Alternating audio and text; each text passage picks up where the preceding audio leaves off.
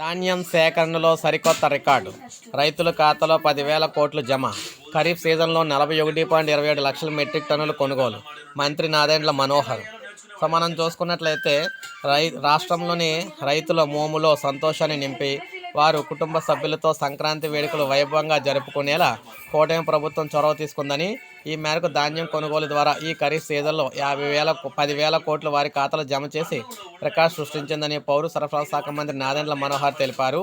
So మనం చూసుకున్నట్లయితే రాష్ట్ర వ్యాప్తంగా 3,572 కేంద్రాల ద్వారా 6,76,848 మంది రైతుల వద్ద నుంచి 41.27 లక్షల మెట్రిక్ టన్నుల ధాన్యాన్ని ప్రభుత్వం కొనుగోలు చేసిందని, 48 గంటల్లోగా నగదు చెల్లిస్తామని మాటకు అనుగుణంగా నిన్నటికి 10,000 కోట్లు జమ చేశామని, మరో వారం రోజుల పాటు ఈ ప్రక్రియ కొనసాగుతుందన్నారు.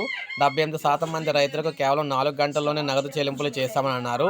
వాతావరణంలో మార్పులు, క్షేత్రస్థాయిలో గుర్తించిన సమస్యల పరిష్కారం కోసం తొలిసారిగా ధాన్యం తరలింపునకు రైళ్లను సైతం ఉపయోగిస్తున్నామని అన్నారన్నమాట. సో విధంగా మిగిలిన వారికి కూడా వెంటనే డబ్బులు అయితే విడుదల చేస్తామని చెప్పారు. సో ఇది అప్డేట్. ఒక లైక్ చేయండి, సబ్స్క్రైబ్ చేసుకుని